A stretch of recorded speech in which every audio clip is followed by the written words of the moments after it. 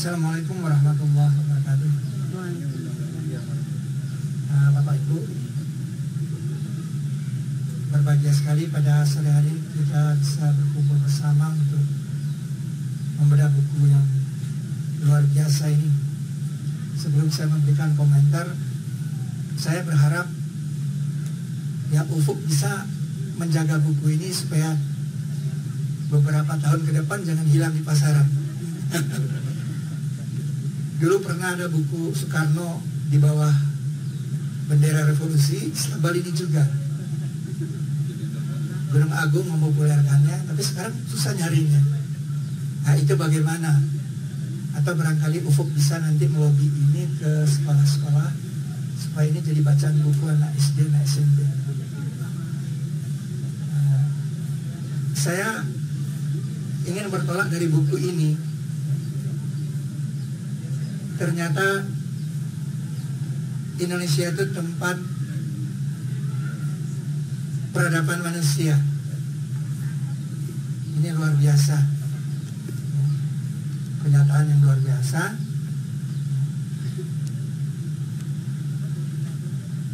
Ada yang perlu kita renungkan. Buku ini didasarkan dari pernyataan Plato, ya, tentang Atlantis yang tenggelam di 11.600, yaitu ketika mencairnya es. Dan negeri itu, kata Plato, lebih besar dari Asia dan Libya. Di depannya banyak negeri-negeri yang kelihatan. Jadi dari pesannya Plato. Jadi kalau kita baca buku ini jangan kita lupakan. Seandainya Plato tidak ngomong begitu, buku ini nggak ada. Jadi kemudian di halaman 7, buku ini ditulis oleh Profesor Santos untuk yang percaya kepada pernyataan Plato. Jadi kalau Anda tidak percaya dengan Plato, oke saja, nggak apa-apa. Dia mengatakan dia tulis ini untuk mereka yang percaya kepada pernyataan Plato. Ada yang membuat dia sangat yakin dengan pernyataan Plato ini karena tahun 11.600 yang dikatakan Plato ini mirip persis, ya, yang dihitung oleh NASA mencarinya es itu, yang dikatakan banjir semesta itu. Sehingga dia menganggap Plato ini pasti orang hebat. Jadi seperti Joyo Budi juga. Nah, di halaman 181, Santos mengatakan, sayangnya, antropolog dan arkeolog tidak pernah berkonsultasi, ya, dengan ahli fisika seperti dia tentang matematika. Jadi kalau saudara ahli bahasa gitu, biasanya meneliti sendiri. Hasil penelitiannya nggak pernah dikonsultasikan ke ahli fisika atau ahli matematika. Itu yang dia bilang. Sehingga untuk menafsirkan pernyataan Plato itu orang suka salah. Itu di halaman 181, poin yang perlu kita catat. Nah, yang hebatnya lagi, dia mengatakan tentang garis waktu internasional, ya. Itu yang membuatnya pastilah sebuah kerajaan yang besar, ya, yang mempunyai pasukan untuk berlayar dan merasa perlu garis internasional ini, dia bilang. Jadi dia mengatakan itu bukti fisik bahwa pernah ada kerajaan besar di daerah ini, di daerah dekat Pasifik ini. Itu di halaman 189. Nah, ini dia garis pergantian hari, ya. Tanpa garis pergantian hari ini kita tidak tahu hari. Anda bisa bayangkan kalau Anda lihat garis ini tidak lurus, ya. Garis ini tidak lurus, garis pergantian hari. Dan ini Majelis Ulama Indonesia belum mengerti. Makanya kita suka lebarannya berantakan karena itu menyangkut hari. Di mana terjadinya pergantian hari, di sana harus terjadi pergantian tanggal. Nah, coba sekarang kita sholat Jumat, misalnya orang Islam sholat Jumat, itu hari Jumat benar nggak? Kalau dia tidak tahu pergantian hari itu berada di sini. Anda bisa bayangkan kalau saya ke sini sholat Jumat, Lalu saya naik kapal ke sini, masih hari Kamis. Besok saya Jumat lagi, jadi sepekan saya bisa 2 kali sholat Jumat. Tidak sunnah, ya ikut sunnah, tapi itu kenyataan, saudara. Ini belum pernah terpikirkan oleh majelis ulama kita. Ya, kita perlu ngajar, perlu kita ajari ini, ya kan?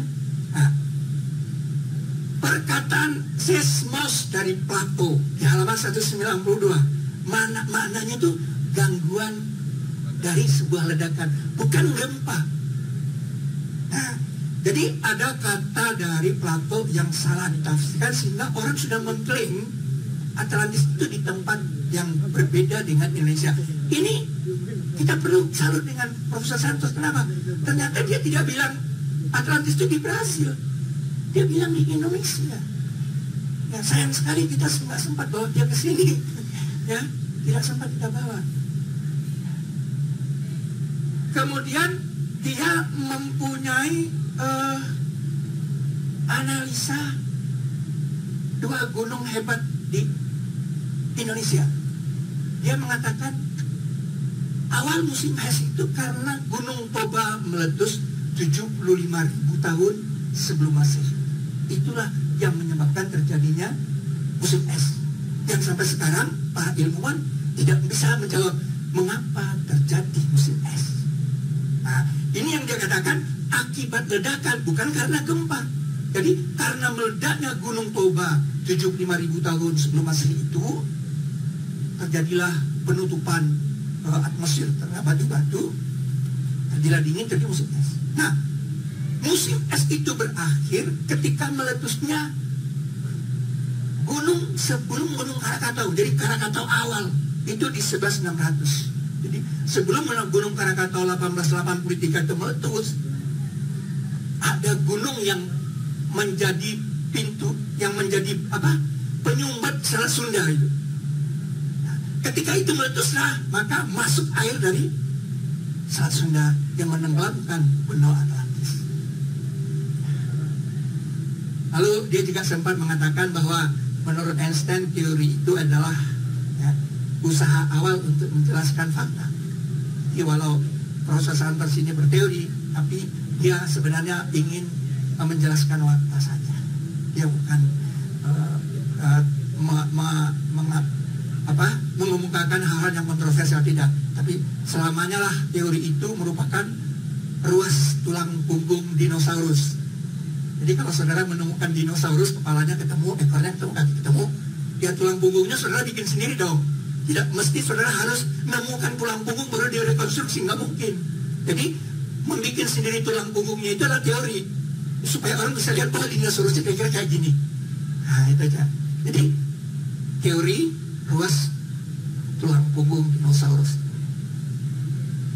Nah, kemudian di halaman 289 Santos mengatakan, saya pun siap untuk dibuktikan salah. Artinya para wartawan jangan sampai salah menafsirkan buku ini. Buku ini hebat ya, dan untung dia bukan orang Indonesia. Di halaman 130 sebenarnya Plato katanya mendapat cerita itu dari Solon.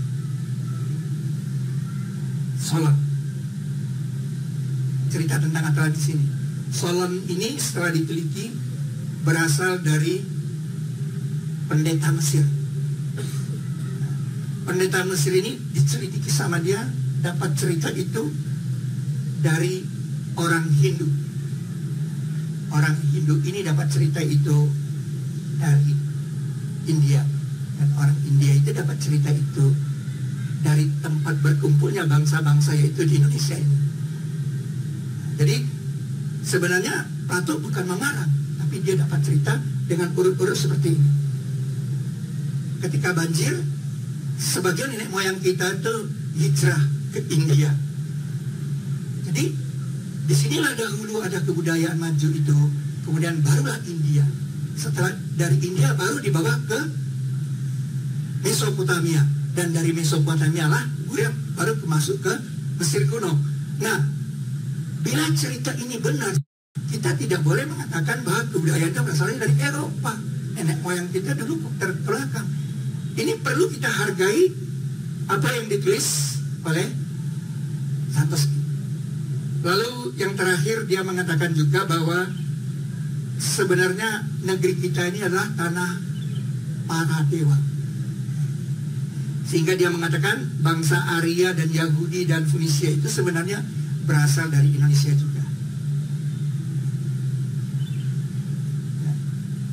Bahkan katanya perjalanan Columbus itu pada dasarnya adalah perjalanan mencari dunia Atlantis ini, ya, mencari dunia yang hilang ini. Anda bisa bayangkan akibat Columbus ini kemudian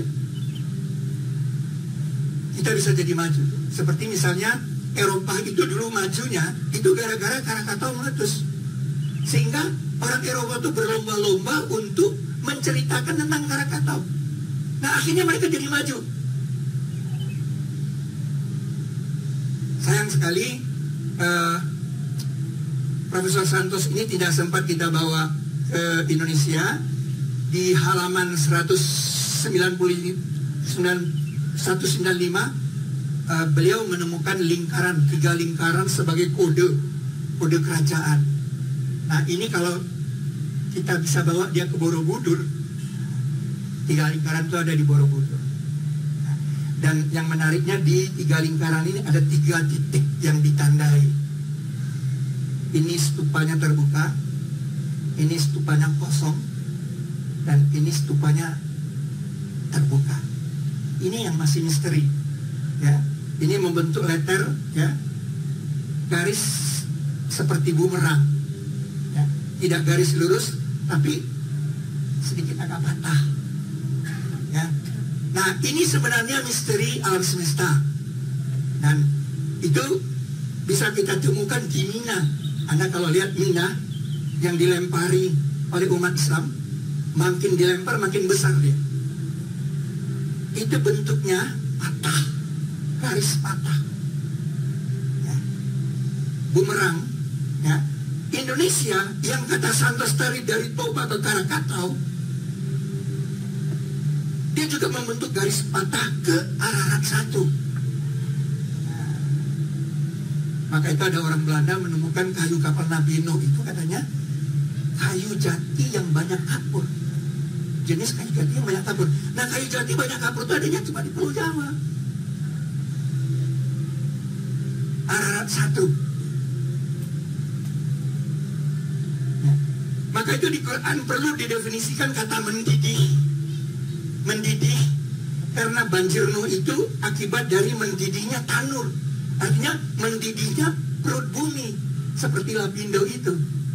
Jadi bukan es mencair, ya, bukan es mencair, mendidih. Nah itu bisa kita lihat di Bromo. Anda kalau lihat ke Bromo itu terlihat bahwa di Bromo itu pernah jumlah air yang sangat besar keluar dari kawah ini. Kita masih bisa lihat lelehannya dengan Google Earth. Sehingga terjadilah pasir di sini. Karena pasirnya tercuci. Jadilah bukit pasir yang disebut dalam Al-Quran Al-Ahqaf.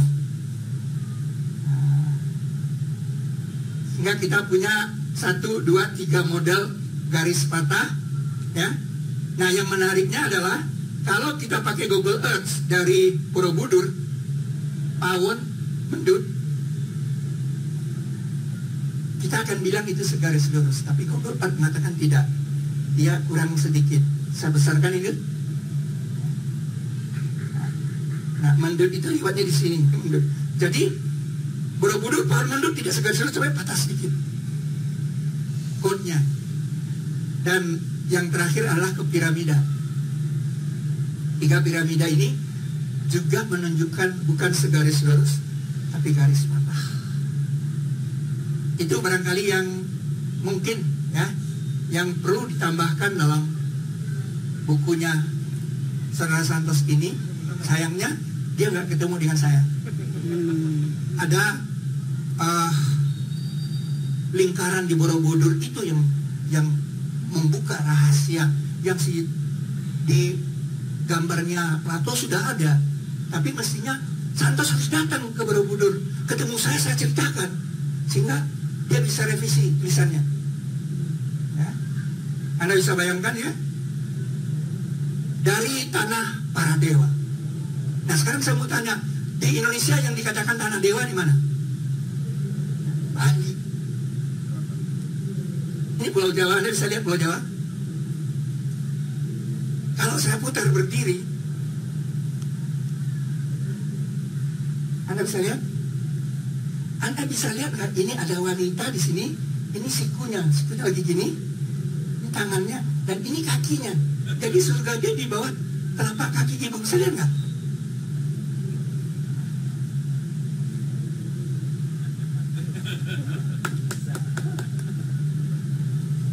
Nah, kalau Anda perhatikan, kenapa rambutnya ini seperti cacing ke atas? Itulah kata pro yang dikatakan oleh Plato yang tidak pernah dimengerti oleh Santos. Berhadapan, cermin. Jadi ini adalah kembaran dari Gibraltar. Anda perhatikan, saya sudah menemukan gambar ini. Coba Anda perhatikan baik-baik ini. Cuma di Gibraltar, di Raut Bridgernya, wanita ini dari samping Anda lihat, dan lagi turun dia. Coba perhatikan baik-baik ya.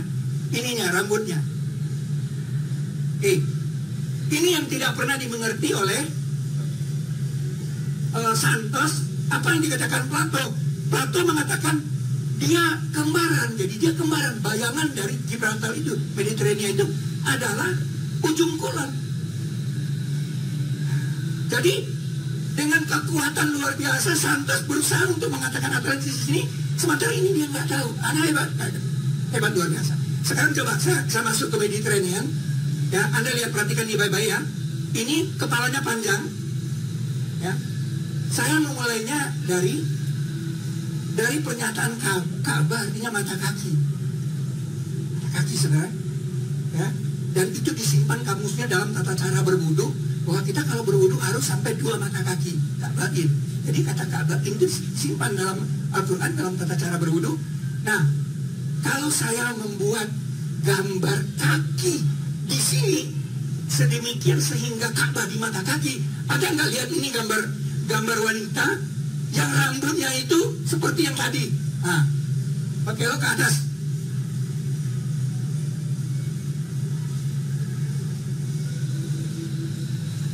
Itu yang saya sebut manusia Mediterania. Jadi sayang sekali kalau satu bab ini bisa masuk di buku itu, baru kita mengerti sebenarnya bumi itu kembar. Pulau Jawa itu kembar dengan Laut Mediterania. Nah, kecilnya Pulau Jawa itu adalah Pulau Kreta. Coba Anda lihat Pulau Kreta ini sejajar dengan Khatulistiwa. Itulah kembaran Pulau Jawa. Itulah yang saya bisa sampaikan pada siang yang berbahagia ini. Saya bilang bukunya Santos ini buku yang jenius.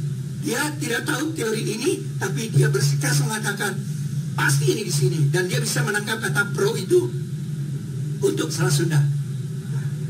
Itu dari saya, mudah-mudahan ini jadi masukan bagi penerbit ya. Dan tadi pesan saya, jangan sampai 10 tahun mendatang kita susah cari buku ini. Billahi taufiq wal hidayah. Assalamualaikum warahmatullahi wabarakatuh.